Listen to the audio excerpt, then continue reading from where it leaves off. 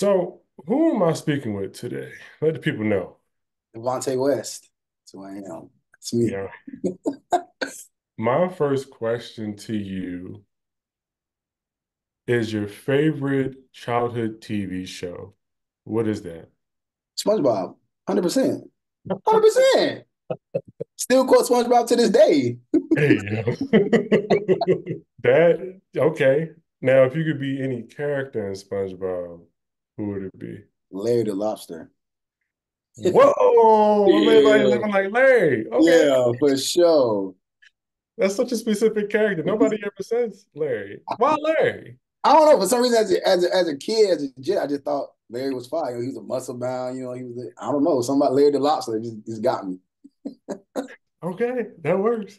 Now, the first time that I came across anything from you was on TikTok. Mhm. And I believe this is your most viral video on TikTok, as far as I'm aware. It's the, do I know that's you? Over there looking like 1968. Bro, I saw my uncles. I saw it was aggressively black in all the perfect ways. Yeah. So when I saw that, I was like, oh, I must follow. I must hit the follow button. It would be irresponsible if I didn't. So I, your storytelling, your comedic timing, all of it is just so, it just speaks to my heart and my soul, just as personally speaking. But I want to know, like, what is your creative process for skits and such? Creative process. Probably like my everyday life. Like Darnell is like my dad and my older cousin. Like it's like real life things. So it's things that I've seen and experienced that like has that comedic feel to it, and I just bring it to life in my own comedic way. So like my process is like, whether I'm hanging out with my dad at the time, which I was, and then seeing that, like whenever he gets together with all his old friends, like that's what happens. So it's like, okay, that'll be funny if I can put it in my own way. Kind of know other people can relate. You know what I'm saying? We all kind of have the same experiences. So Mhm. yeah, Yeah. The way it went so viral was out of this world. crazy. People just kept using the sound. People just And kept. And I didn't know that was a thing. Like I didn't know like you could use the sound until my homegirl said it to me and was like, "Isn't this your voice?" And I'm like, "Hold on." And I clicked the sound. I'm like, 10K plus videos being used. I'm hearing the sound on Instagram, YouTube clips. I'm like, this is crazy. Had you gone viral, and when I say viral, I mean anything more than 10K views before that moment on any other platform outside of TikTok before? Outside of TikTok, no, because I was Mm. mainly just posting on TikTok, and I had viral videos before, but never to that extent of like the usage of sound and like the popularity and how far it went. Never. Mm. That was different. That was new.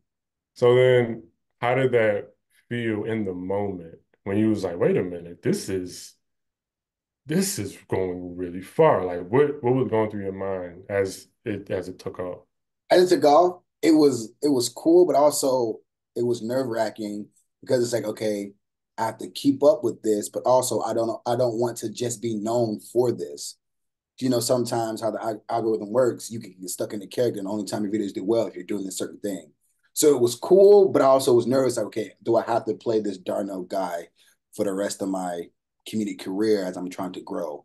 So it was like it was a back and forth of both. Like, this is great, let's keep going, but like I don't want to just be known as this.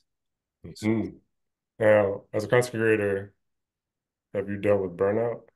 for sure, but Mm. burnout in the sense of like creatively, like, okay, like what do I do today? But also I realize, okay, I need to go out and do something. When I get burnt out, I have to go somewhere, see something new to get like the juices refreshed in the brain, but definitely burnt out. Because at the time I was doing 5 videos a day around that time, like cranking, you Mhm. know? So it gets kind of like you run out of ideas and it's like now you're forcing it. Now it's like, I don't want to do this, but you kind of have to stay up with the algorithm, the speed and how it goes. You got to keep in that lane. So definitely. Yeah. Yep. And that's a crucial thing, right? Because This is more to life than these little phones and these little social media apps. Exactly. Trust and believe. Definitely. Trust and believe. Definitely. Now, in that vein, though, what else do you do outside of just funny videos on social media? So of that, music is a big part. You know, Mhm. I started doing music right around the same time I started doing TikTok. I started doing music.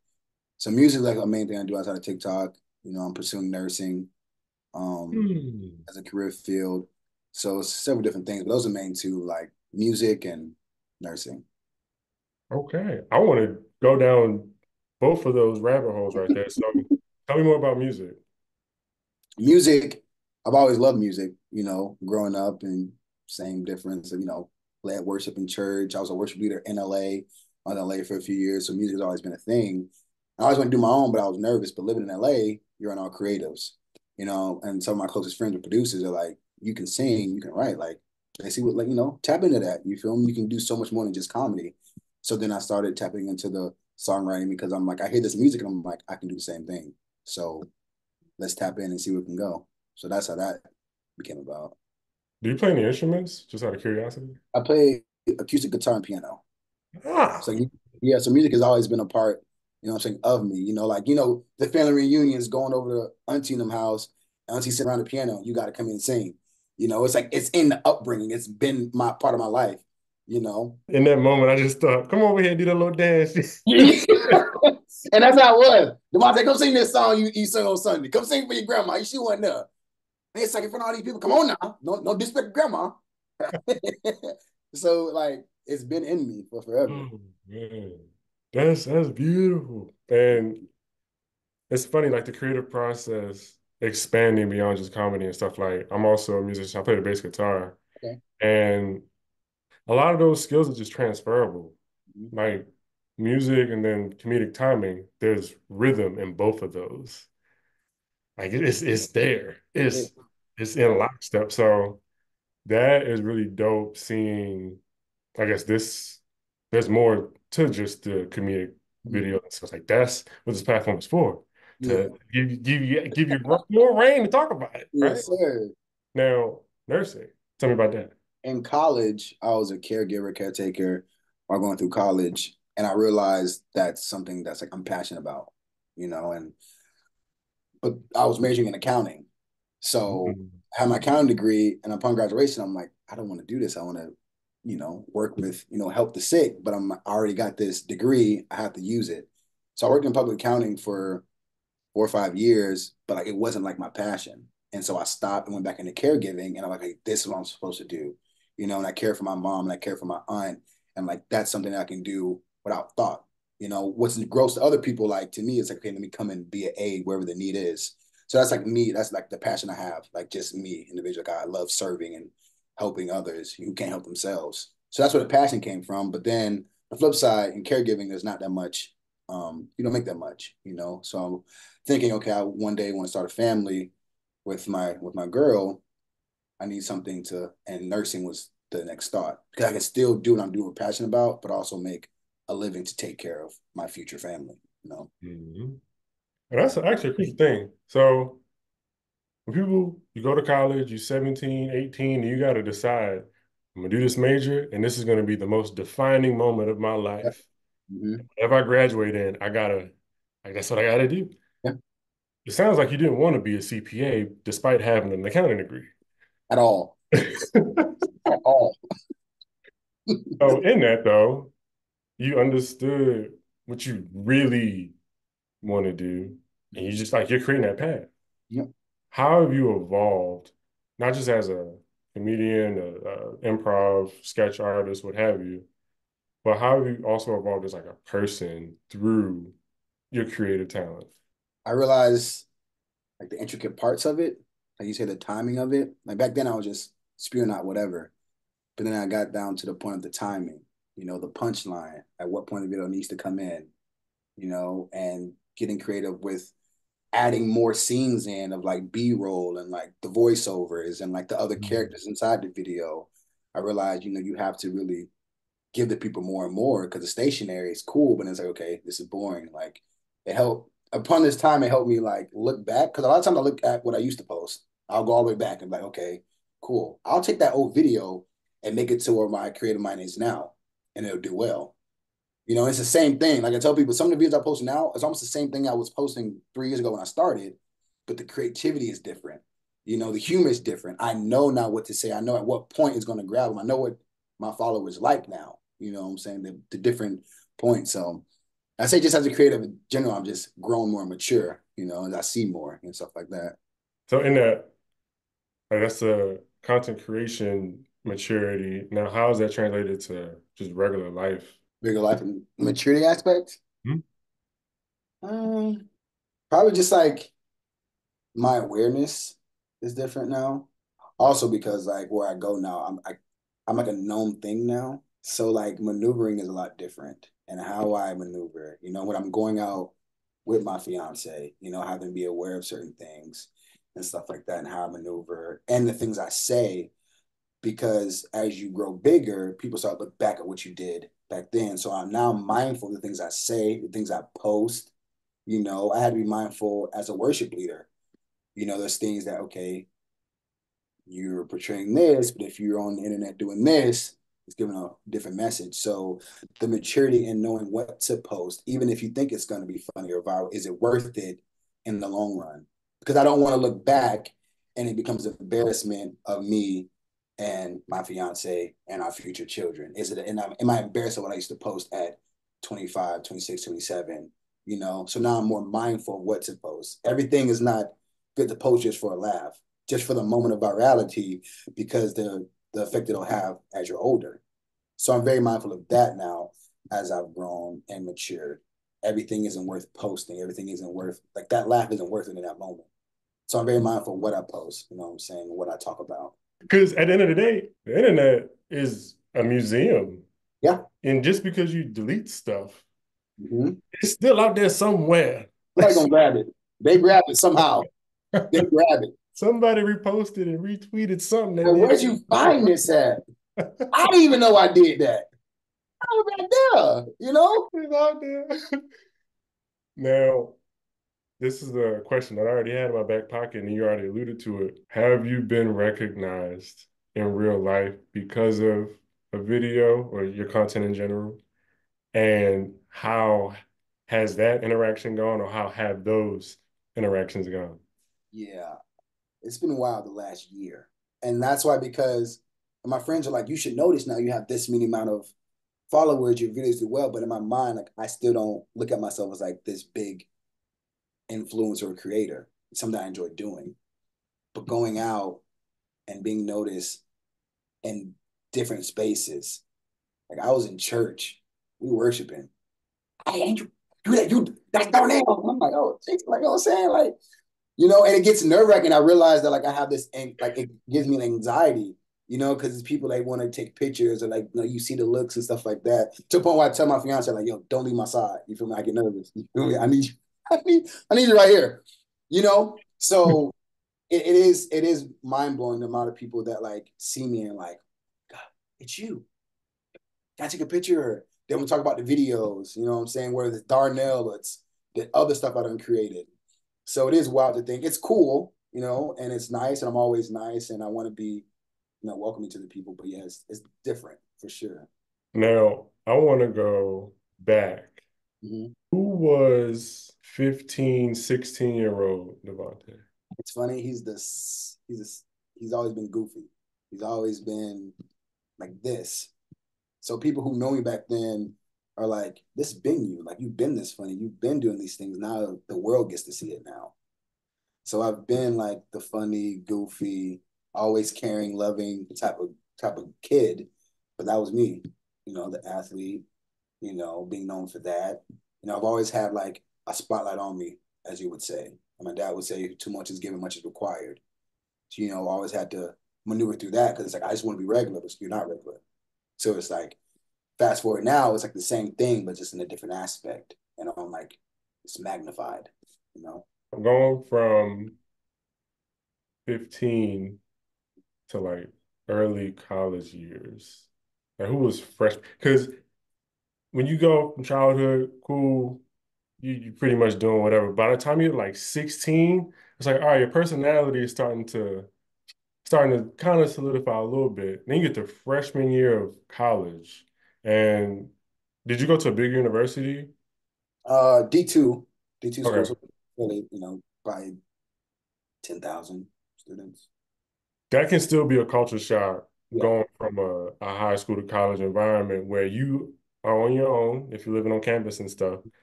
How was that like get into like early adulthood? What was 18-year-old, It 19-year-old? was it was wild because I graduated high school in May and I was in college in June because I got a full ride scholarship for football. Oh, snap. So yeah. So I was in Florida, then uproot, and now I'm in Mississippi, in the country of Mississippi, back road Cottonfield, Mississippi. So the culture shock and that alone was wild. And my parents dropped me off. I love you. Goodbye. So now having to maneuver from where I was like somebody, getting wrote about in the newspapers, everybody know me. So now you're just another number. Against all these other people, now you have to, it's a different world to maneuver in that. So that was scary. And I became more like a recluse in a sense. And I was very introverted, even though I'm a very extroverted person, I was introverted. I was low key. I didn't talk to anyone. It took a while for like my shell to open up because it's a different world. Like what's safe, what's cool, what's good to say, what's not to say. They don't know my humor back from Florida. There's certain things that didn't click in Mississippi with them that would click in my private Christian school. You know, Mm. so it was two different worlds for being private Christian school. In chapel choir to like now we thugging for real. Man, we it's here. Yeah. But yeah, Oh, snap. So what it was there a defining moment in college where you you consciously remember like coming out of your shell, like opening up, coming into your own? it was that summer, and we were all staying in this. It was like a 3-story student dorm with all the football players. And I remember I was in my room, and my roommate was like, "Bro, you need to come out here. Like you in your room being weird. Like we all out here. You being They weird. gambling. You know what I'm saying? They gambling, throwing dice, and I'm in there in the bed, just laying there in the dark. TV not on. I'm just in there. You know.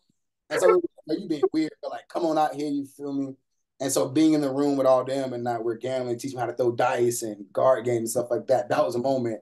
I was like, you know what I'm saying? You do fit in. You feel me? Stop being weird, bro. Like open up. And then when I start opening up, they're like, bro, you been this funny, you been this way, you in the room by yourself, bro. What the hell? And oh, the hell you tripping, boy? So then after that, opened up and saw my personality, and then like, bro, you been this way, you tripping. So I would say that was a moment for sure. That's funny. I was just being weird. In the room, being one time I was laying in the dark, just in the bed, just like this, no TV on or nothing. Yeah, Oh, snap. Okay. Now in college, have you ever done like any like live performance or like acting before? nothing, Wow. nothing. Because I've talked to some other content creators and some of them may have did like a comedy class or learn how to be a comedian or they did some improv or some sketch comedy or anything like that. It's you just homegrown and put a camera in front of it's Yeah, it's, that's it's it. on. That's it. That's it. Because like the comedy and stuff was like what I grew up with. It's like Mhm. our family. They always say like the black struggle. We always have our own like humor out of it. You know what I'm saying? That was it. And joking on each other was just normal. Oh, that was a rite of The passage. mama, daddy, auntie, grandma's cousin, like that is normal. My mom used to joke me from A to Z. That's where I get most of my humor from, like my mother. So it's like that's where it comes from. That's where the whole in at. And you say a lame joke, people on your head. Oh, so you know what to stick. You know what I'm saying? You know what to stick. Yeah. These jokes rated E. Yeah, Everyone.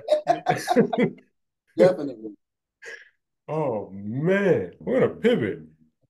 You said fiance. Mm-hmm. I'm recently married as of October 7th. If you'd like to share, how did y'all meet? And then how did you propose? If there's a story there. Funny, we met through my TikTok live. Really? That's the second time I've come across a relationship that started off with TikTok.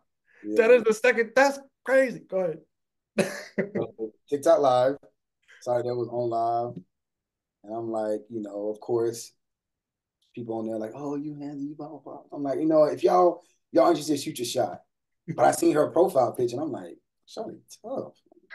I need to talk to you. I got off live and I got these DMs and she was not one of the DMs. And I said, oh, Shawty playing with me. Like, you was just, I went to her like, what's up? Started talking from there, went to Instagram, got a number, FaceTiming, and then she came out to Florida. And that time I was in California. Then we met, came out to Florida. Everything was great. Went out there in December and without even family acknowledgement. You know how they not black folk get. You feel me? But they didn't know that I was about to go ahead and pull the plug. But I was like, I feel like those moments aren't meant for everybody. It's like that was an intimate moment. Like, we know, I know you're the love of my life. I know we were put together for this reason. Strange how we got together, but it works. It makes sense. I'm in love. Let's do life together. So, boom. So it was a low key private Low proposal. key. Low key. Low key. I support it Low key. because the worst thing that I've been seeing is when they try to do a proposal at the baseball game, put on the jumbotron. What? You be like, fam, it was a surprise. Y'all wasn't even on one accord to begin with. Don't do that. Oh, yeah. Uh-uh. Oh, snap. Yeah. So yeah, I'm always interested in love stories and stuff. So that's dope though. That's dope. That's dope. And it's wild that you're legit the second person who I've interviewed who talked about their relationship starting through TikTok.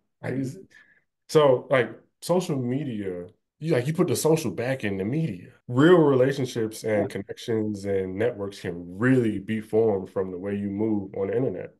Exactly. 100%. What is one piece of advice you would give to somebody who wants to become a content creator and do that, whether it be full time or just who wants to start? I would say first is confidence because when you first start out, it's tough. Like I tell people, I started in 2020. My first real big thing didn't happen until July of 2022, which was Darnell, that's you. So there's a lot of groundwork. So have the confidence and know your stuff is good. You just have to almost pay your dues in a sense. So learn from yourself, study. Like I would study my analytics. What time? You know what I'm saying? Like study like film. Okay, what am I missing? What point did they say? So really study yourself, have the confidence, and just go have fun. Because a lot of times, don't follow the trend because trends fade. Don't hop it on because you get this view here, but then like, who are you after that? Be true to yourself, have confidence in yourself, and it's gonna work out. Put in the time. Don't watch the views. Don't think about how long you've been here. It'll come if you put it in. If you really believe in yourself, because it's tough. Because you'll have, TikTok, you'll have your million view video. Now you're back in the 700s. Now you're like, oh man, I'm giving up. You know, be consistent with it. You got to really trust that process because it's tough. You know, A lot of people, first of all, think they want to go viral, but then you don't really know what really comes with it. know what come with it because Because you have the people in there talking bad about you. I done had that. You know, you get the jokes, you get this and that. Can you withstand that? You got to realize these people don't know you for real. they do not know you from Adam. So you get off that app, you're back to regular life. You know what I'm saying? It's like you have a confidence because people won't come at you every which way. That's why you have that confidence. It makes you, believe in yourself firm on it, and you'll be good. How have you dealt with negative engagement on your stuff? Negative engagement. When it comes to the comments, I almost kind of like when it like me, I'm a big person, so the fat joke coming off rip. But I've gotten that my whole life. So like if I'm on live, people gonna come with fat jokes. If it's funny, I'm gonna laugh with you. If it's bad, I'm coming at you because you're not gonna out joke me, first of all. So like, and then if it's in the comments in a joke, like, oh, but you fat as hell, you ain't lying. I'm gonna give you that. I try not to give, that much attention to it because I do believe when you start giving something attention, it dies. It dies out. So in the beginning, it first would bother me, but then I'm like, but people don't know you, bro. So when the negative comments would come, I won't even say nothing after a certain point. Then it fades away. Now to the point I don't get negative comments like that anymore. One, because my supporters they're gonna rock with me. they gonna go ahead and chop him off quick. Like, boy, you lame as hell, you don't get out of here. Block him. Block him. I got moderators. They block, they gone. You know? So it comes, but I say like negative comments, don't feed into it. Because when you go back and forth, I realize when you go back and forth, then it fuels them. So I would stop saying something. I would, okay, cool. When it comes to that or me doing my music stuff, but your music lame as hell. Okay, cool. Now they gone. You feel me? You Hmm. give nothing to work with. If you give it, if you stop paying attention to it, it dies. And that's how I dealt with it. And a lot of negative comments are really just people projecting or Exactly. whatever people put out more often than not is a reflection of them and how they feel while they're scrolling for that 3 seconds. They'd be like, let me get this joke off real quick and then go about my like it's so insignificant if you allow it to just be insignificant. But the second that you let it consume you, oh, it's a wrap. And what hurts the most, especially on I, like the duration of like YouTube over the past 10 plus years, Mm-hmm. when you get, and I say YouTube specifically because it's like long form content where people get into apology videos or people get into like they're responding to one negative comment with a whole 15-minute rant. It's no point. You literally given it life. It's gonna keep going. Yeah. Makes no sense. So what is the future looking like for you within content creation and then another area of life, whatever you like to share? Content creation, I know I want to get to a point where I'm doing like TV shows. I never want to be a stand-up comedian. And everyone always asks me, you want to be a Mm. comedian? Because you should do improv. I've never wanted to be a stand-up comedian. That's not the lane I want to go. I don't see myself as a stand-up comedian. It's the humor is different. Yeah. It's easy to portray a video than to get up there and tell jokes to a live crowd. Do I think I can do it? Probably, but that's not the lane I want to go in. Mm. So when I can do like TV shows and bits like that, and then I want to start doing shows for my music because I have people who really are fans of me as an artist. I've been able to be lucky enough to be able to, separate the two where people take me serious as an artist and they still can get their laughs off of me as a comedian. So I can see myself doing where I bring the two together, almost like a meet and greet, because people always want to meet me. I have a show where it's like a meet and greet, and you meet me as the comedian that you love, and then also as the artist who not going to play my music. So I know shows and music videos. I want to venture off into the YouTube space and do longer style videos. Do stuff with my fiance and stuff like that. We have something coming out together as well. So just utilizing all aspects of social media world is what I want to branch out to this year. Mhm. Now, in that vein, actually, have you ever been paid to create content on your profile or for Mm-hmm. others? And Yeah, how's yeah. Process is good. I have a social media manager. So they help bring the deals in and bring them to the table. And if it's something that I think is I can do or is good for me as a platform, not to have to do something that's out of the norm that I'm not comfortable with. So once he brings it to me, then I'll see and I'll talk to my girl about it. Like, you think this is good? Like, should I do it? And she's like a manager of me as well. I consult because she has my best interest at heart. So we'll sit down and we have our weekly meetings, X, Y, and Z, and she'll let me know, okay, I think this is it. She controls a lot of my like podcasts and stuff as well. So we'll see if it's a good ordeal. So I'll talk to her about it. If it's good, then we'll go from there. But yeah, the brand deals have started coming heavy this year for sure. That's what's up. Now, what's one piece of advice for content creators who've been in the game, but they're still trying to navigate the paid slash partnership route? What's one piece of advice you would give to them? Get a manager. Mm. Like that was the most important piece for me because last year that's what I was searching for. But when you don't know how to navigate, you don't know. And then you'll get taken advantage of because a lot of stuff I didn't know, like the brands have the money, but they're gonna lowball you if they can keep it. So there was times I was doing stuff for like $400 just because, and knowing on the back end they could really gave 4,000. Mhm. So you can get really used and abused. So getting a manager who knows the terminology, knows how to negotiate, and knows how to up it to our brand could come here, I'll give you $200, and now you're getting 25, 3. You know, so getting a social media manager to navigate that is the most important thing. Like that's what I would tell them, especially if you have the platform and the recent engagement. So now you can focus on just keep growing your platform, and they can focus on getting the brand deals and getting you paid for certain things. Getting a social media manager is the key point. Mm. Yeah, 100%. And especially because when you're sometimes when you're negotiating your own deals, whether you're experienced with it or not, there's still some emotion tied to it when you're doing it yourself. Mhm. Sometimes your emotions can get in the way or cloud your vision and such. But when you have somebody who's like that's their job to negotiate and make it happen, Mhm. then you can separate and compartmentalize all of that. 100%. That's crucial. And that's something that a lot of social media content creators may not like even think to do because it seems like something that only professional actors who do movies and stuff do that, Yep. or only professionals do that. Yep. But it's like you can turn the way the world is working nowadays in 2024. Crazy. Content creation can be professionalized. 100%. Life changing. Do you have any questions for me or anything that we haven't touched on that you would like to touch on? But no, but how did you get started with your podcasting, and why did you go the route that you're going? Like your mission behind it? Okay. So with content creation, just in general, all of that started on Vine.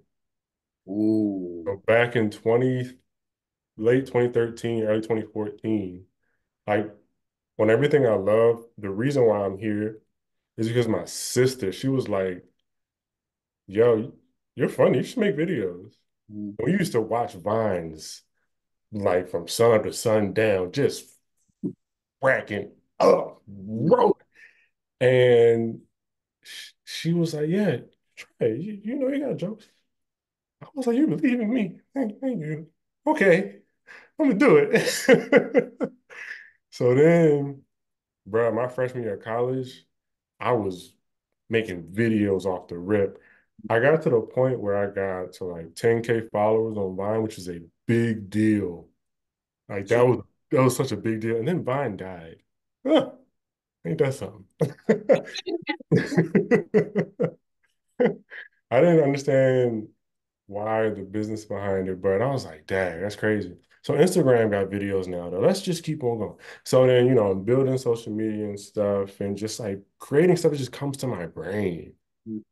Like, and just boom. I don't care if people think it's funny. I'm not trying to go viral. Never was. I was just making stuff that I can look back on and laugh at and be like, where did I come up with that? Like that, like art should be something that you enjoy and you 100%. create it for your enjoyment. And then when other people see you enjoy it, that's infectious. 100%. So moving, um, get into YouTube and learning how to do a podcast was in 2020. And MDM Network, so that comes from like literally the word multidimensional, but just shortened to MDM, right?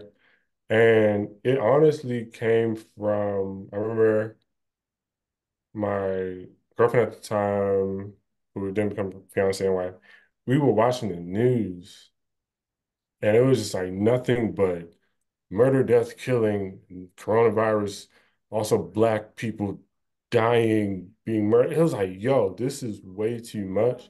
And also, so I'm from Baltimore City, Maryland, come from a neighborhood, there's crime and such associated with that area. And I can remember even growing up, like seeing just news story after news story about people who look like me Mhm. ain't supposed to make it past 22 years old. Yeah. So I was like, all right, I want to create a platform where I show that black men are multidimensional, more than just what you see on a football field, on a news story, Mhm. in the movie screens. Like there's a bunch of different layers. And then to myself, I do a lot of stuff. Mm. So then MDM Network comes about because it's like I wanted to just formalize that idea and make it a platform for other people who are multidimensional. Yeah. And when I got on TikTok, posted my first TikTok. This was January 7th, 2022. And I'm like, yo, all right, I was opposed to TikTok for a little bit, Mhm. but we gonna do it now. I'm gonna do it. And then my stuff started taking off, and I was like really consistent about it once I got to about like June 2022. Mhm. And it was like, yo, the traction that I gained from one platform can feed others. And when I see people who are doing dope stuff, like dope artists, dope creatives, where I'm following you because I actually like the stuff that you post, I was like, yo, what if I just interviewed the people who I actually follow? Like, just start there. Yeah. And see like the person behind the person, excuse me, see the person behind the account that I'm following. Yeah. And that's how we're here. Oh, That's why we're here. that's dope.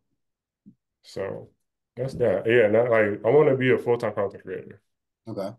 However that looks, Mhm. still working it out.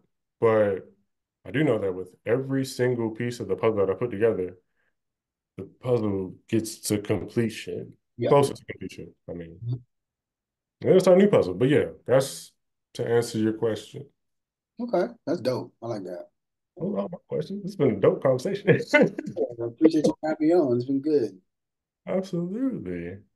Thank you. So, where can people find you on the internet? You can find me on Instagram at underscore Devonte West, Devonte West, TikTok underscore Yogi 75, Jet, Devonte, Darnell, however you want to slice it. You know what I'm saying? You can find me there. YouTube at Devonte West. I'm gonna start, music videos over there and gonna dive in more of my music stuff. So I tell people who support me as an artist, you can go there. And so those are my main three platforms that I'm on: TikTok, Instagram. Find me there, and yeah, That's what's up. Thank you for your time. thank you.